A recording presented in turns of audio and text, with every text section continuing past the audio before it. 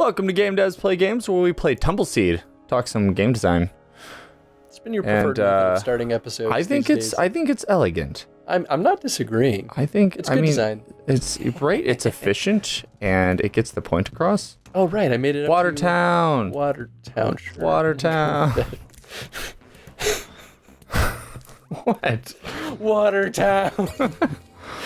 Oh boy. Okay, so I don't think I've ever gotten past this zone, so I'm probably gonna die here. But we're gonna try it anyway, because that's what you do in TumbleSeed. So you try anyway, you don't just give up? That's a weird game. So not only do we start having, you know, enemies with like turret behaviors. Whoa, whoa. Well done, boyo. That's what you gotta do to survive the Badlands. This is not Watertown. It is kind of weird that it's like the water zone. And then like now we're in a desert. Go, go, go, go, go, go, go. Oh, damage boost, man. I know, but like, I could have gone... Oh, the dick move. I know, right? I could have gone back and gotten that vampire tooth thing, but honestly... I'm just gonna keep losing it. I mean, not if you don't get hit. Shut up! I'm just saying. I mean, you're right, but like, that's why it hurts. Damn it, I want to get it. Thank you. Don't forget, you have slow time. Ooh, oh my god, that's actually probably the best thing for this zone. I mean, except I'm just going to get more health. Ah! God, I hate this zone. I hate it. You gotta go, you gotta go, you gotta go. Go, go, go, go. Boom. Come on, come on, come on. No, no, no, no, no, no, no, no. Only you had slow time. Go, go, go. Damage boost. It's too late. It's too late. Go on without me. Okay, okay, okay, okay. Yes. All okay. right. No, no, no, no, no, no. Man. This is why you stockpile on hearts before you get to this point, because I feel like they start throwing so much at you that chances of you actually dodging anything is exceptionally slim. Also, I love this bug. See that dude that's just kind of between that? Yeah, I'm just gonna skip that. I love this guy who's not letting me take this one spot here. No, I was talking about the guy to the right of me. He was in between two holes and just freaking out because he spawned in a bad spot. But like, it was technically enough landscape for him to physically fit, but it wasn't enough for him to move around. So he was just freaking out, and I love it. What's the right one do? Cloak fruit. Ooh, so I can go invisible, or I can reflect damage. And for this zone, this is the one. I guess they're both pretty useful, but the cloak fruit takes 5 shards, and I have 1, so... Do it. I don't have enough for either, is what I'm saying. You need to stop gaining hearts then and gain shards. I think you don't understand. I think I do. I think I just need more hearts. Oh, also you need to create a flag. Ooh, that's actually one of the better things you've ever told me right now. I know. No! Well, I guess that... Wait, so that one had to be gems? I actually didn't have any gems. Oh, that's why. Sometimes I forget that it's a tally and not like they show you the gem icons for number of gems you have. It's, you know, it's Chris Brain. Gotta get them gems. Gotta get them. Gotta get the gems. Gotta get it. I like how that's a door. Yeah, right? It's like they have little homes too. Well, it's like it's changing up how the whole behavior works. And since we're in a zone where we're more likely to, they just like throw more holes at us, right? So it just gets crazy filled with enemies and holes. So it's really good to like throw in some options. Yeah, it basically, I think what it does is it sets it up so that the player's probably going to have to jump across one of those doors if they're unlucky enough to get in that position. And I think it sets it up for interesting challenges using the environment mechanics.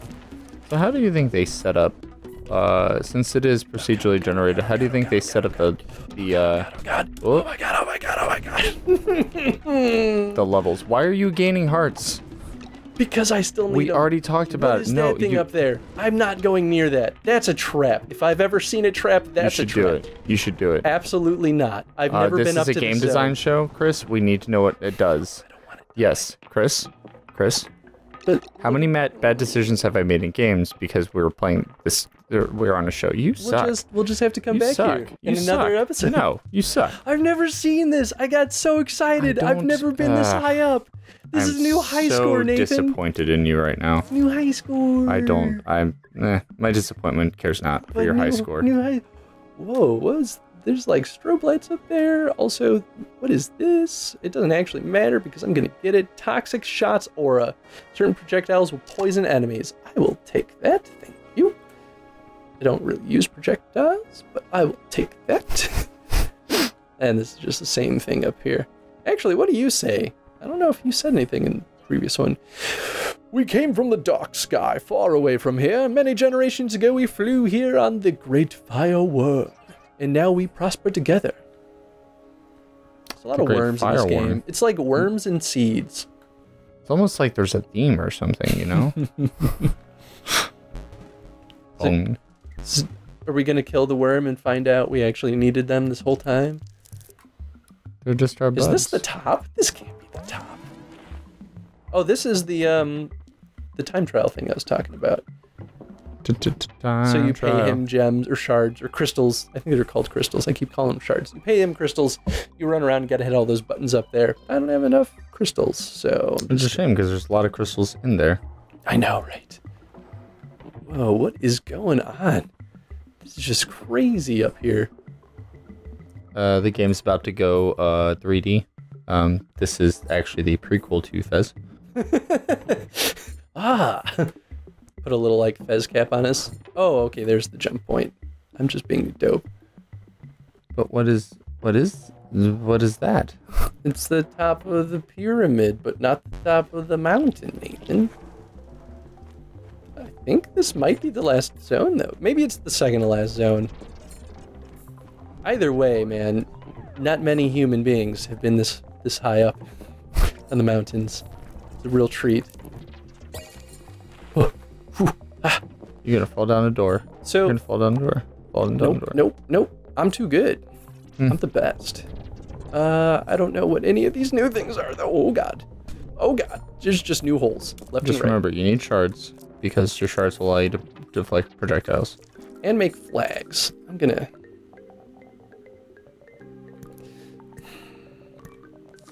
Yeah. Come on. Do it. Do the thing. Exactly what you're suffering through right now is probably why I would never use the boomerang. Oh, that guy shoots goo. Go. Why are you backing up, man? I want my cactus guy. You don't. All right. But I might need him someday. Probably. Hopefully. Oh. This is where Chris loses. Right as you were gonna do the thing too. I know, right? So I do think that the game does a good job at preventing players from just like skirting along the side of the level, because like you'd see it and you'd be like, this is probably the optimal strategy. Just always skirt against the side and you'll always be safe. No, like maybe as far as this way. I don't know. I thought it was like you were talking about the side, so you're like, oh yeah, I'll just go along the side and show them how bad of an idea it is. And you did that. There are some things, by the way, like these spikes here, that will kill you immediately. It won't. Doesn't matter how much health you have? Nope. Wow. It's pretty harsh. Whoa, frozen guy. Who are you? Can I save you? Or is this a thing? Maybe if you had fire. Dang it. Why is there like a fire seed? I wouldn't be surprised, man. I mean, I've only put like 4 or 5 hours into this game, so like I haven't seen. There's still a lot I have not seen. Oh god, there are so many holes. Oh no. Oh, one thing we haven't talked about. If you fall down a hole, it turns it into a seed spot. I did see that. It's actually a really nice... I think that's a really smart choice because you've already been punished, so it helps prevent the player from, I guess, making the same mistake over and over again. Yeah, I was about to say, if that's a particularly tough spot on top of that. Yeah, if that's a tough spot, then it gives you like kind of a way out. Also, another avenue of like that you can take, rather than being like, well, that's impossible, never gonna take that route again. Right. Might incentivize you to go that route before. Plus, I suppose there's always the chance, as minimal as it is, I think, because they did a really good job. You gotta go. Refining the random generation of the game. Oh, flag. Too late. I know. I thought the same thing. I was like, wait, I need. All right, you can get up there. I believe in you. Okay. Not a whole lot, but I do. I got this. No. There's another frozen guy, so it's probably unlikely, unless there's a... You never know, man. Okay. So this area is definitely a lot more like really Holsey. be patient. yeah, like you gotta be really precise. And they still kind of like make you speed up because they just create new holes if you sit around too long. But I like the contrast between this zone and the last zone, where the last zone is absolutely a panicked rush of like, just go, just get out of there as quick as you can.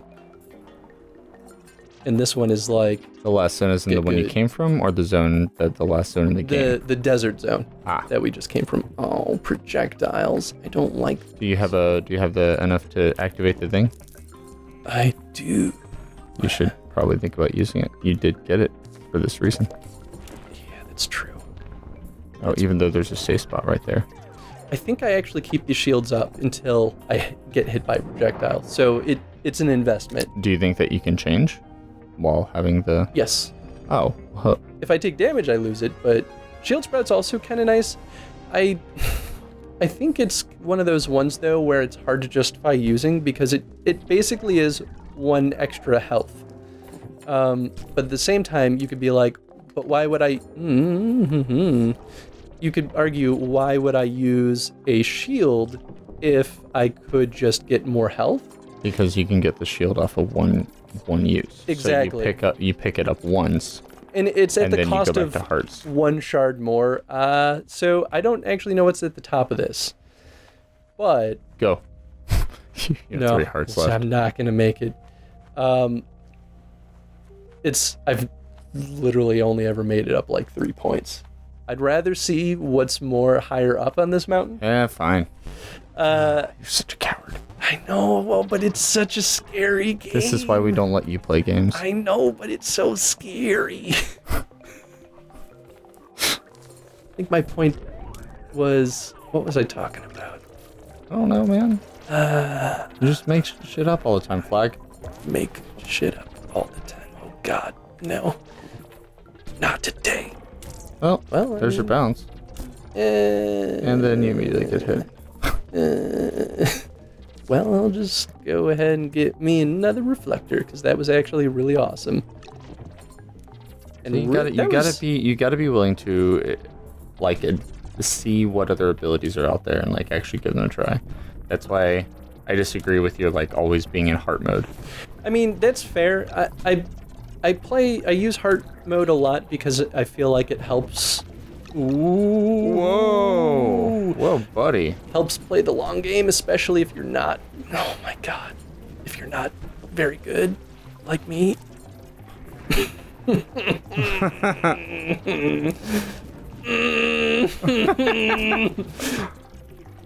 was sealed. Man. I feel really good about that run, though. That's literally the farthest I've ever gone. Well done. You know, like, the top scorer, like, probably loops this, like, 4 times. Well, the top scorer is Chris Wade, who we've had on the show before. But Chris Wade helped them beta test, so he had an unfair advantage. So he probably loops it, like, 4 times. Yeah, well, I think the maximum score is 1,000 because the score... wish we could just see it. Man. So the score is based on your distance and nothing else, which I actually really like because it doesn't matter how many crystals you had. It doesn't matter how you play. All that it cares is how far you got. And I think that's really cool because it means that it accommodates all play styles. and it keeps track of the crystals you had and all that jazz. But it's not as important as the score. I think that's cool. I mean, if you're that close near the end, which it looks like you were getting there probably is a looping mechanic, because otherwise, if everybody reached 1,000, then what's the point of having a scoreboard? I don't know if there is a loop. I mean, I feel like there would have to be. The top score on the leaderboard is 1,000, and that's Chris Wade. Yeah, so I don't know. I mean, I think that's what justifies the daily runs, because not everyone's going to hit the top, because it's a very hard game. Yeah, that's fair. But if I can get this far up, then I guess maybe, is it that hard? I'm just, as I said, I played a lot of roguelikes, and I've seen people go crazy and get very, very good at their games. And so it's like, eventually you're going to have players always hitting that. That's fair. I mean, I guess really then it probably, I mean, ideally wouldn't be that hard to implement a loop, because I do agree. I think if the maximum score is 1,000, then it does kind of kill the point of having a leaderboard. Yeah. There sort of needs to be an idea of there is no capacity or maximum score. That way people can always push that limit. And then at a certain point, like, you get so many people that are at 1,000 that it just doesn't matter. At that point, then it's more of how fast can I get to 1,000. But they're not keeping track of speed in that regard. They do. So if I imagine what they would do if there are 2 scores at 1,000, it will put the one who did it faster at the top. But I don't know. I mean, like, do you think that kind of negates some of that concern of the leaderboard? Because it still is a score, it's just a different kind of score. It's a score based on time rather than a score called a score. I mean, if there is still speed involved, then they keep track of that and everything, then yeah, that's fine. My argument to not having a loop, roguelikes, a decent amount of them have loops, and the reason they do that is because it allows you to completely change the game every time you loop around. Or at least ramp up the difficulty. Well, like, that's what I mean. Nuclear Throne is super difficult, but it's not nearly as difficult until you loop, and then it's just feels freaking impossible, and you realize that you're on a different playing field as those who were, looping like 8 times. Yeah. It allows you to ramp up the difficulty significantly and allows you to change things up. Enemies can, they usually would have enemies act differently. Powers might respond differently. There would be bosses there that didn't exist before. Yes, I agree. I think that the looping is pretty important. Oh, I have to trigger it.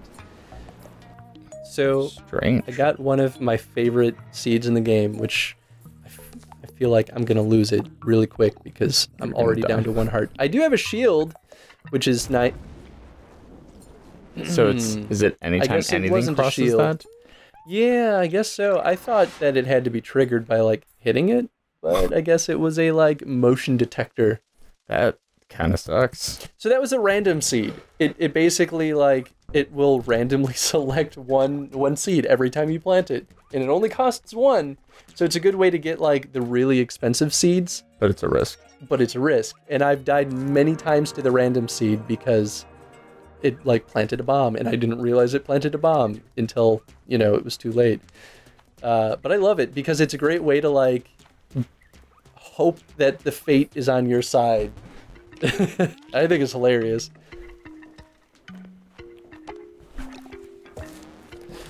Well, I don't know. Any other questions or points you want to bring up? I feel like there was at least something else, but I can't remember. Well, I mean, just side note, if you've ever gotten to the end and you know what happens if there is a loop or a, I don't know, some other mechanic to determine high score, comment. Even like secrets in the game, right? There's that room in the seed, or in the seed, like, rooms that seems to suggest that there's some level of, like, finding secrets and unlocking things. So if you know anything about that, then, like, yeah, feel free to share that knowledge, or just, like, share your experience with the game in the comments. I'm looking at you, Chris Wade, though, because I know you've beaten the game. He's probably watching this right now, too. I don't think he watches the show, Chris Wade. No, but it's TumbleSeed, so. I mean, that's fair. Chris Wade. We might actually do a stream of this game at a certain point too. One of our other Chicago game dev buddies, Zach Bruin, has been playing this game more extreme than me, and I've been really passionate about this game too. We might have him as a guest on a stream as we try to get to the top. Do it. Yeah. Do it. But yeah, I don't know. I think that the enemy design is really successful in this game. I love the art style. I think it's very cohesive, and it all makes sense with itself. Like, there's nothing that really stands out, which you and I just played, what was it, Dead Cells in our last recording session. And while that game was beautiful, its inconsistency in its art kind of felt awkward. But that was probably the only art complaint we actually had. Yeah, absolutely. But I already forgot the name of the artist of this game. The Volvind or whatever. Yeah, it was like Wolvind or Volvind, depending on if how you pronounce the W's. But yeah. But we learned that he was the artist on Threes. Threes, one of my favorite Ridiculous games of all Fishing. times. And his style really shows here. Like, I think it's absolutely part of what gives the game a lot of charm. Because, like, I don't know, imagine if, whatever. Whatever. It's the end of the episode anyway.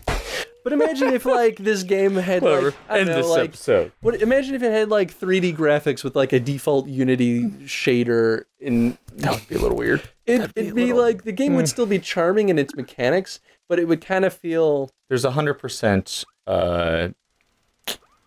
commitment on the art side in terms of its thematics, and I think that's probably what makes it so charming.